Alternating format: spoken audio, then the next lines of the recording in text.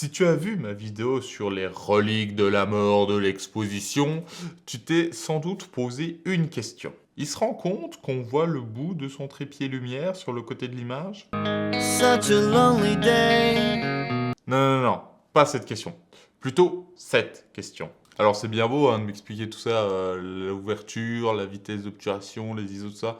Mais comment je fais pour les modifier sur mon appareil, moi? C'est exactement la question à laquelle je vais répondre aujourd'hui, car on va parler des modes PASM. Et reste bien jusqu'au bout de la vidéo, car à la fin je vais te donner un petit mode un peu killer que j'utilise personnellement et dont je ne peux quasiment plus me passer. Alors je m'appelle Lucas Gilson et on peut commencer. D'ailleurs, si l'univers de la photo et de la vidéo t'intéresse, abonne-toi parce que cette chaîne en parle donc... Alors déjà, les modes PASM, qu'est-ce que c'est que quoi, dis donc? Les modes PASM sont ce qu'on appelle des modes de prise de vue présents sur ton appareil au niveau de la molette des modes. Si tu as un appareil photo plus entrée de gamme, tu as sans doute une molette avec des milliards de modes style portrait, macro, paysage. On va oublier tous ces modes qui sont en fait des modes automatiques pour se concentrer uniquement sur ces 4 modes, le mode P, le mode A, le mode S et enfin le mode M.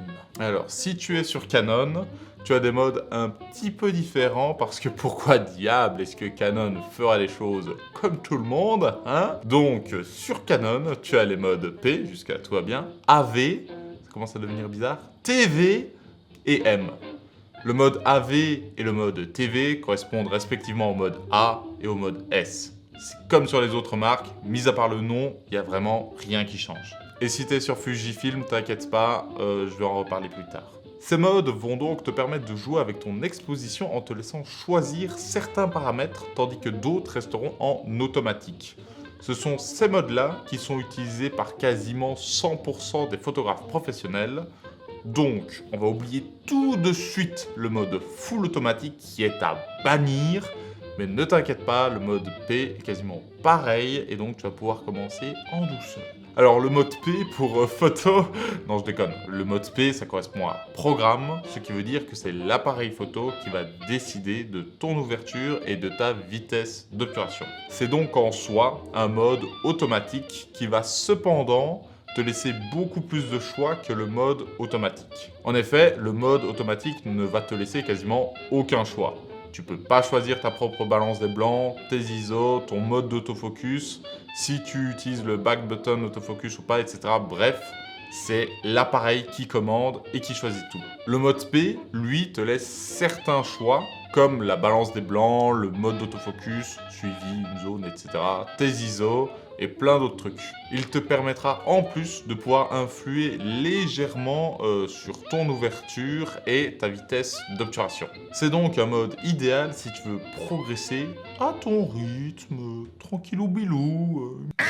Le mode A, quant à lui, correspond au mode aperture, donc ouverture en anglais, ou AV chez Canon pour aperture value, ou non, je fais aucun effort, valeur d'ouverture. C'est ce qu'on appelle un mode semi-automatique qui va te permettre de choisir la valeur d'ouverture de ton diaphragme, là où la vitesse d'obturation sera décidée par l'appareil photo. C'est un mode idéal donc lorsque tu veux contrôler ta profondeur de champ et l'homogénéité de ton objectif, car comme on l'a vu dans la vidéo sur les reliques de la mort de l'exposition, ce sont ces paramètres que contrôle ton ouverture.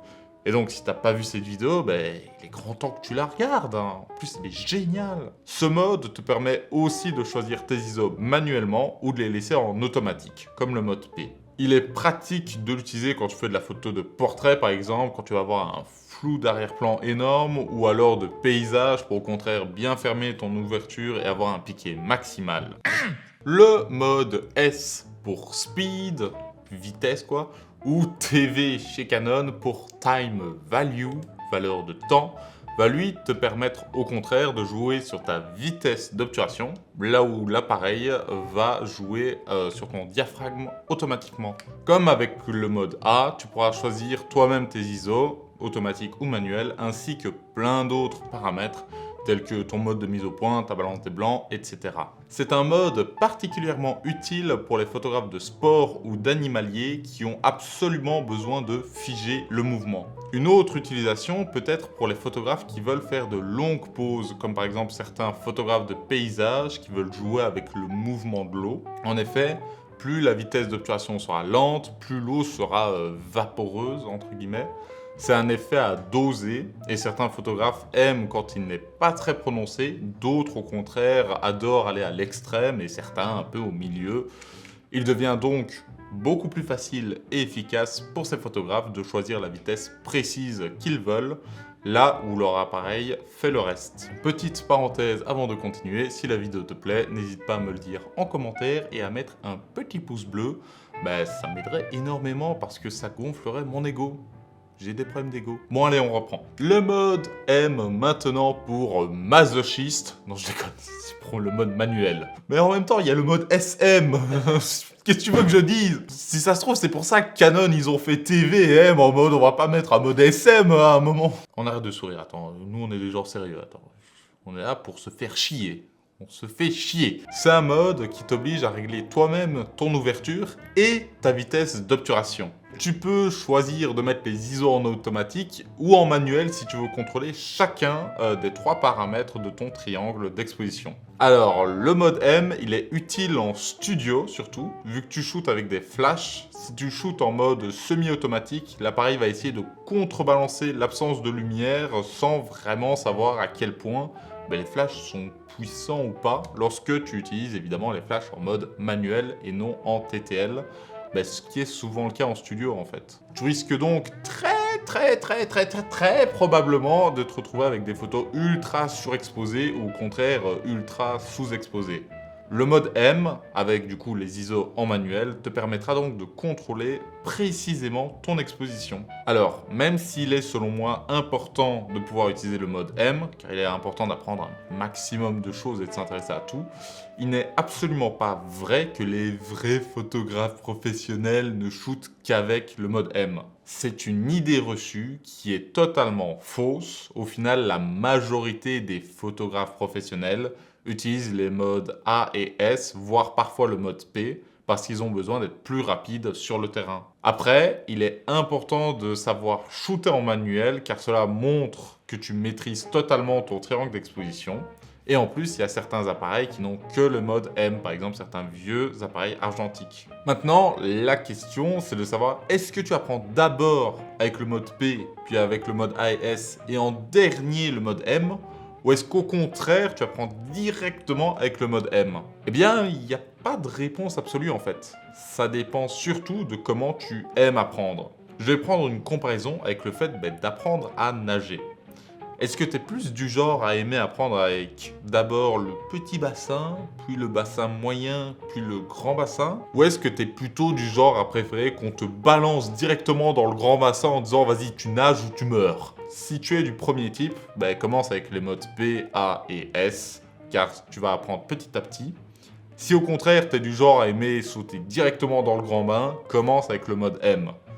Chaque situation a ses avantages et ses défauts. Dans le premier cas, tu auras tout le temps d'apprendre chaque subtilité de chaque mode, mais ça pourrait parfois être un peu long et ennuyeux. Dans le deuxième cas, tu as le grand frisson directement et tu apprendras beaucoup plus vite, mais tu risques de parfois survoler certains points et tu croiras connaître certaines choses alors que non. Et de plus, ça pourrait être décourageant pour certains car tu risques d'avoir beaucoup plus de photos à l'exposition ratée parce que tu seras en mode M. Et du coup, ça peut être source de motivation pour d'autres. Genre, c'est comme jouer à un Souls-like. Le fait que tu meurs tout le temps au début, ça peut démotiver, tout comme ça peut motiver. Alors, si tu es chez Fujifilm, tu te dis peut-être mais il y a un problème, j'ai pas ces modes-là. C'est pas un Fujifilm, je sais, mais j'ai pas de Fujifilm. Tout va bien. En fait, tu les as, c'est juste que l'ergonomie est un peu différente. Tu as une molette pour régler ta vitesse d'obturation, une molette pour régler tes ISO, et sur ton objectif, le plus souvent, tu as une molette pour régler le diaphragme. Si tu mets ta molette sur la position A, cela passe en automatique. Par exemple, si tu mets la molette de vitesse sur A, tu es en mode ouverture. car tu laisses ta vitesse en automatique et donc c'est l'appareil qui contrôle la vitesse. Si au contraire, si tu mets ta molette de diaphragme sur la position A, tu passes en mode vitesse car tu laisses l'ouverture en automatique. Si tu mets les deux molettes en position A, tu es donc en programme car tu laisses l'appareil décider de l'ouverture et de la vitesse. Et si, au contraire, tu ne laisses aucune de ces deux molettes en position A, tu shootes en manuel. Voilà, maintenant tu sais comment utiliser les différents modes sur un Fujifilm. Et là, tu te dis, oui, mais il y a un problème, j'essaye de faire des photos dans un mode semi-automatique ou en mode M avec les ISO en auto, mais elles sont mal exposées. Je suis censé changer comment ça? Eh bien, c'est à ce moment-là que tu utilises ce qu'on appelle la compensation d'exposition. En effet, ton appareil photo essaye d'exposer ton image pour que l'ensemble de l'image donne un gris neutre 18%. Après, ça dépend un peu des modes de mesure de ton appareil, mais ça, c'est le sujet de toute une vidéo. Et parfois, ton appareil, il se trompe, ça arrive, c'est pas infaillible. Ou alors, la scène ne correspond tout simplement pas à un gris neutre 18%. C'est dans ce genre de cas que tu utilises un paramètre qui s'appelle la compensation d'exposition et qui va donc dire à l'appareil, il faut que tu compenses l'exposition. En gros, il faut que tu surexposes la photo de 1, 2 ou 3 stops, ou alors il faut qu'au contraire, tu sous-exposes la photo de plusieurs stops.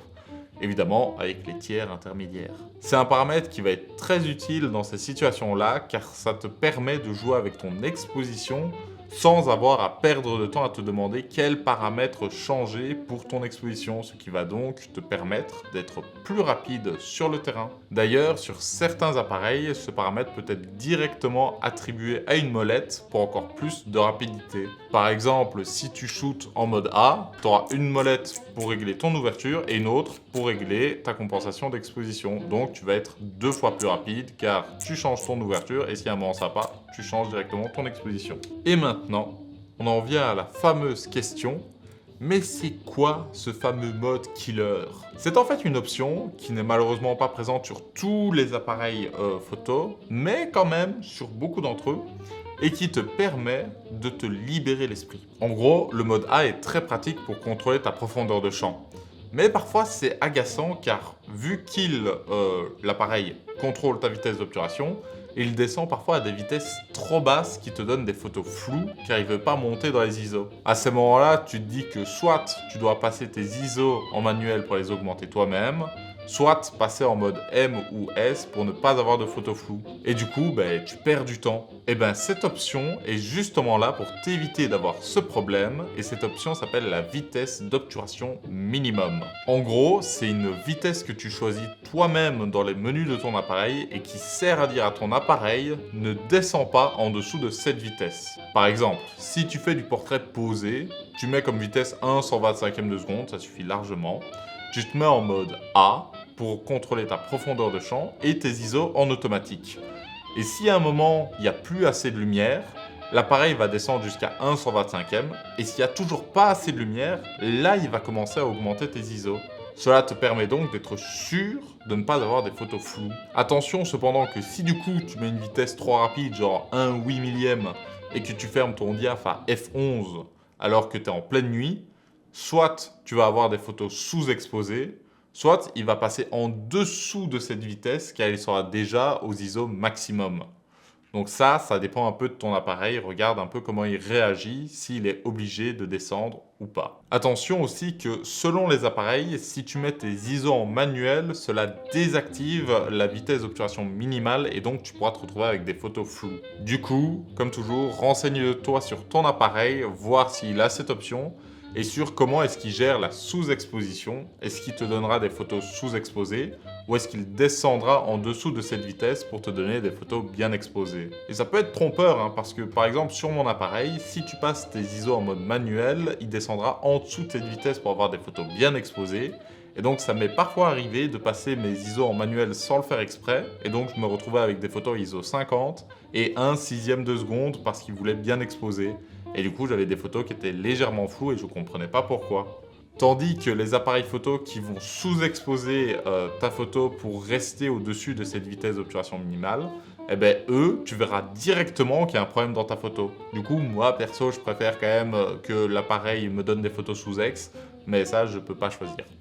Ou alors, je suis pas au courant de cette option, hein. S'il y en a qui ont des Lumix, n'hésitez pas à me dire. Dernière astuce pour la route, lorsque tu mets tes ISO en automatique, tu peux choisir une valeur maximale ISO à ne pas dépasser.